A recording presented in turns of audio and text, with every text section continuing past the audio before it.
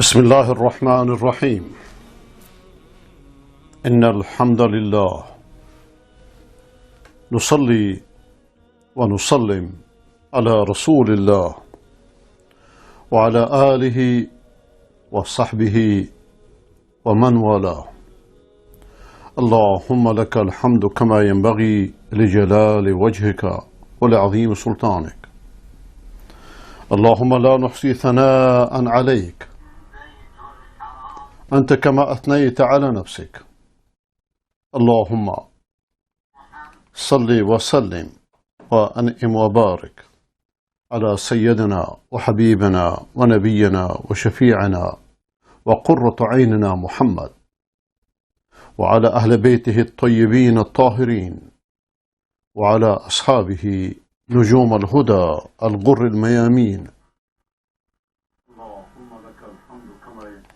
ومناء دعوته وقادة ألويته ووزراء دولته وأوصياؤه في أمته رضي الله عنهم ورضوا عنه وعلى من اتبعهم بإحسان إلى يوم الدين. اللهم اجعلنا من المتبعين لهم بإحسان يا أكرم الأكرمين. اللهم أرنا الحق حقا وارزقنا اتباعه وأرنا الباطل باطلا وارزقنا اجتنابه وادخلنا برحمتك في عبادك الصالحین. با حمد و سپاس و ستایش بی حد بر خداوند متعال و با درود بی پایان بر محمد مصطفی علیه السلام و علی آله و صحبه الکرام.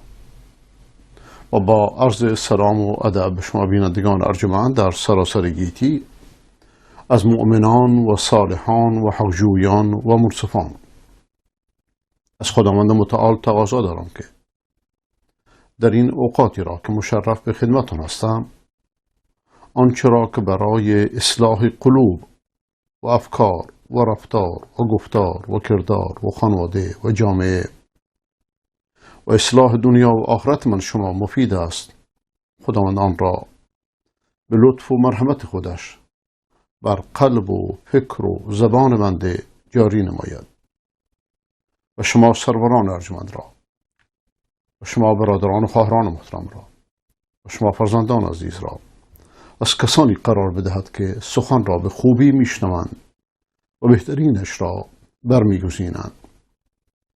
بهترین سخن خداوند است و بهترین رهنمود نبوی. در شرح سخن خداوند جل جلاله و امن والو رسیدیم به آیه شریفه 32 از سوره مبارکه ابراهیم علیه وعلی نبینا الصلاة والسلام. تلاوتش را بشنویم، بعد از اون ترجمه شعری و تفسیرش را. الله الذي خلق السماوات والأرض وأنزل من السماء ماء فأخرج به من الثمرات رزقا لكم وسخر لكم الفلك لتجري في البحر بأمره وسخر لكم الأنهار.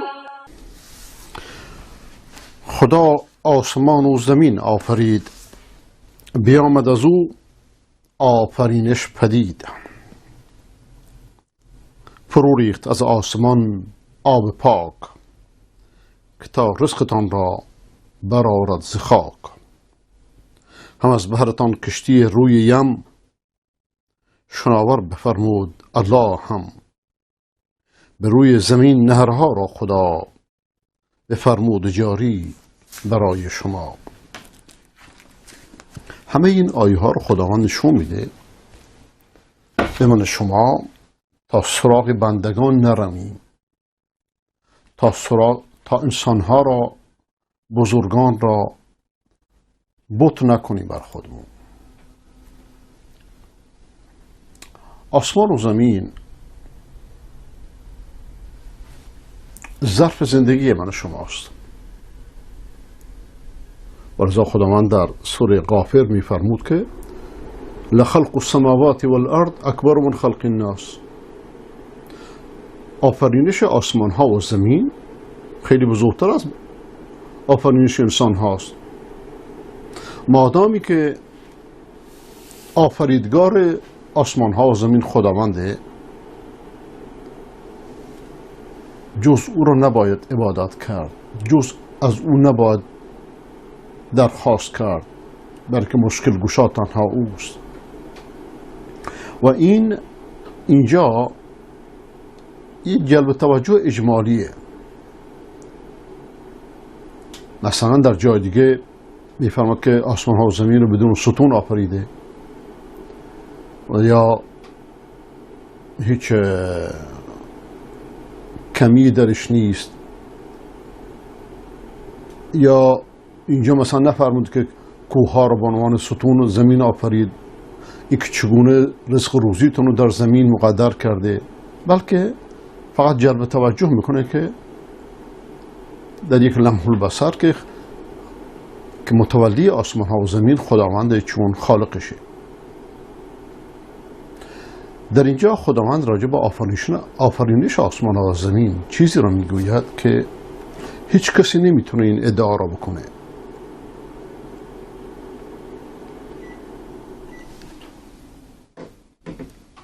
و هیچ کسی این ادعا را نکرده، با وجودی که از میان ملحدان و غیر ملحدان ادعا زیاد بوده، تا اینکه برای مخالفان الزام آورتر باشه، تا بدونند که حقیقت عدم ایمانشون برای چیه، تا بدونند که کفرشون، الحادشون، بی ایمانیشون منطقی نیست، بلکه اثر اناده بدون سببه، سببش انادشونه. مادامی که خداوند یک حکمی رو صادر میکنه و هیچ منازع و مخالفی نداشته باشه، یعنی که حکم درسته. ولذا اونچه رو خدا اینجا میفرماید، هیچ کافری، هیچ ملحدی، هیچ زندیقی، هیچ مشرکی نتونسته ادعا بکنه در طول تاریخ با کثرت مدعیانی که بوده که آسمان ها زمین رو من آفریدم. گویا که انسان ناباور، انسان کافر، این مسئله رو در سر خودش چرخونده و دونسته که هیچ کسی چنین ادعایی نکرده و راه جز تسلیم این که خالق آسمان ها و زمین خداونده نیست. لیکن اناد، تکبر باعث میشه که انسان ایمان نیاره. الله الذی خلق السماوات والارض، اینجا میگه الله، نمیگه رب، بلکه مناط تکلیف الوهیت. تکلیف در مقابل شهوت هاست. ای انسان ها، شما ممکن است تکالیف الهی اندکی ناراحت بشید، لیکن همین تکالیف خداونده که شما رو از دست همدیگه هم حمایت میکنه، نگه میداره، براتون در زندگی امنیت میاره، زندگی پاک و پاکیزه براتون مهیا میکنه. ورزه کلمه رب رو بکار نمیبره، بلکه رب برای همه، پروردگار، رب، هم برای مؤمنه هم برای کافره، بر همه. اما کلمه الله درش عبودیت هست، الوهیت هست، یعنی کسی که امر و نهی نازل میکنه، یعنی که در این امر و نهی ها مشقات ها وجود داره. ولذا اشاره میفرماد که آفرینش آسمان ها و زمین از خلقت شما سختره، بزرگتره. خداوند براتون از آسمان آب نازل کرده. وقتی که من شما آسمان میشنویم، آسمان در مقابل زمین، لیکن حقیقت اینه که آسمان هر آنچه که کل ما علاک فهو سماک، هر آنچه بر بالا سرته اون آسمانته. باران ما میدونیم که از ابرها میاد، ولذا خداوند میفرماد که الم تر ان الله یزجی سحابا ثم یؤلف بینه ثم یجعله رکاما فترى الودق یخرج من خلاله. ابرها رو نمیدید که خداوند آسمان ازشون میاره، باران ازشون میاره. الان علوم تجربی هم ثابت کرده به عنوان مثال هواپیما وقتی میره آسمان از بالای ابرها میره، ولذا بارانی که میاد از خلال ابرهاست. و وقتی که شما این نزول از آسمان باران اومد به آسمان نسبت میدید، این توضیح میده که همه امور من شما از بالا میاد. مثلا حتی آهنی که در کوه ها هست، از داخل کوه ها میاریمش. خداوند فرمود که انزلنا الحدید فیه بأس شدید و منافع للناس.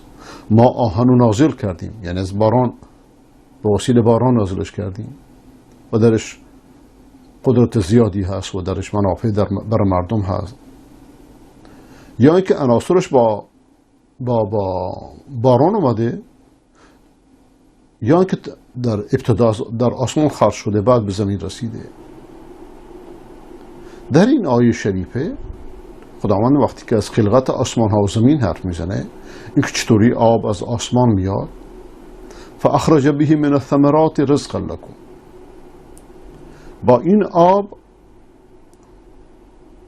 بر رزق روزیتون محصولات به وجود آورد.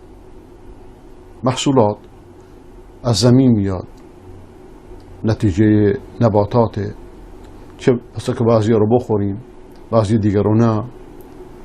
مثلا انگور رو میخوریم، پرتقال رو میخوریم، لیکن درختشو نه و اوراقشو نه. و سخر لكم الفلك لتجری فی البحر بامره، کشتی رو براتون مسخر کرده. مسخر کرده یعنی چیزی رو که در خدمت شما قرار داده. ممکنه اینجا این سوال در ذهن کسی بیاد، چطوری کشتی رو که انسان ها درست میکنن چطوری خداوند مسخر کرده؟ لیکن صاحب چنین سوالی چرا از خودش نمیپرسه که این چوب ها رو از کجا آوردید و کیست که این آب و سائل قرار داده تا کشتی روش بره غرق نشه؟ کیست که بادها رو به حرکت در میاره؟ کیست که همین قدرتی که تو کشتی میسازی بهت داده؟ همه اینها از سنت خداونده. و سخر لكم الانهار، از طبیعت جوی ها اینه که آب شیرینه، برعکس دریا که آبش شوره. این خودش درش حکمتی هست و با امر خودش خداوند همه چیز مسخر من شما کرده. مادام که همه چیز مسخر من شما کرده، یعنی من شما رو بهتر از اونها قرار داده. خداونده که آب جوی ها رو شیرین قرار داده، آب دریا رو شور قرار داده، دریا رو عمیق قرار داده تا کشتی ها روش برن. همه اینا به تصویر خداونده. و میفرماد که این یشاء یسکن الریح فیظللن رواکد علی ظهره، اگه بخواد بادها رو ساکن قرار میده، بادی نباشه. یعنی دست خداونده که باد به حرکت در بیاره، یعنی مثل همه چیز. از پیشگویی های عجیب قرآنی کش اینه که وقتی که از باد حرف میزنه و از کشتی، و الان بعضی میگه خب الان که ما کشتی رو با باد که حرکت در نمیاریم، در صورت که معنی باد اینجا چیز دیگریه. ما در سوره انفال میخونیم که ولا تنازعوا فتفشلوا وتذهب ريحكم، با هم دیگه اختلاف نکنید که شکست میخورید. و ریح اینجا به معنی قدرته. بادتون ضعیف میشه، یعنی قدرتتون از بین میره، نیروتون ضعیف میشه. پس اینجا مقصود از باد قدرت مطلقه، مطلقاً قدرته، چه از هوا باشه، چه از بخار باشه، چه از آب باشه. این آیه وقتی نازل شده که خداوند از مؤمنان خوشبخت داشت حرف میزد و از کافران بدبخت، گویا چون این آیه به عنوان تکریم برای مؤمنانی است که قدر نعمت خدا را دونستند و بهش ایمان آوردند و اکرام به عقل عقلی که در این کائنات تأمل میکنه، پند میگیره، تدبر میکنه تا از پدیده های این کائنات به این نتیجه برسه که خالق این هستی حکیمه و عبادت مخصوص اوست و بس. در عین حال در این آیه انتقادی است، توبیخی است برای کافرانی که این نعمتها رو در اختیارشون هست و کسی هم نشنیده که اینها رو غیر از خدا خلق کرده، خود اونا هم خلقش نکردن، با این حال تکبر میکنن، عناد میکنن، به خداوند کفر میورزن یا شرک میورزن، یا ناباورند یا بدباورند. و اولین این نعمت ها آفرینش آسمان ها و زمینه. هر نعمت دیگری رو که نگاه کنید بعد از نعمت آفرینش آسمان ها و زمینه.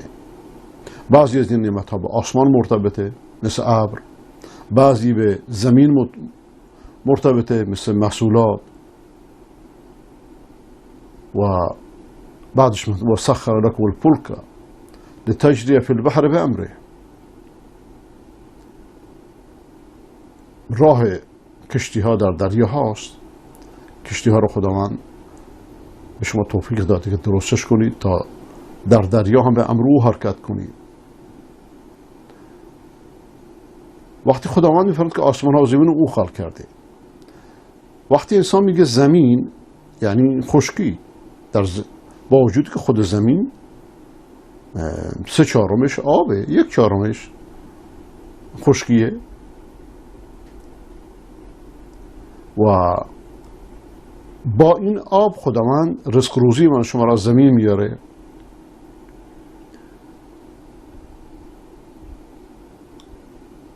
و در دریا هم نعمت‌های فراوانی وجود داره برای زندگی من شما، هم ماهی ها، هم زینت ها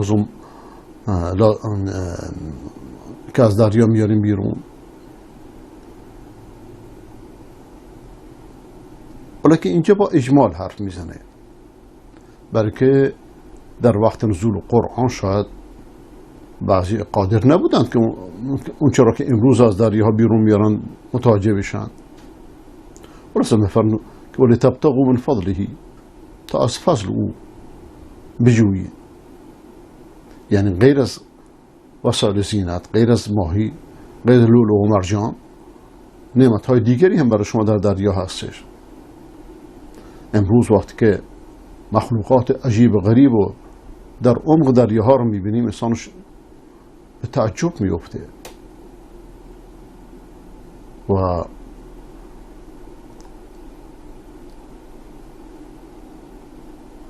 بعضی از آیات قرآن بعضی رو تفسیر میکنه. وقتی خداوند مثلا راجع به وسایل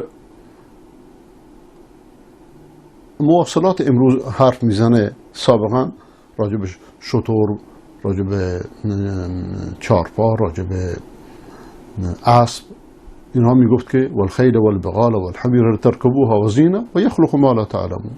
اینها رو براتون خلق کرده تا سوارشون بشید و زینتی باشه برای شما و چیزهایی که شما نمیدونید خلق میکنه. و یخلق ما لا تعلمون همه اون چرا که امروز من شما به عنوان بشر اختراع کردیم شاملش میشه. حتی با وسایل اینترنت یا فاکس یا تلفن یا هواپیما یا قاره‌پیما.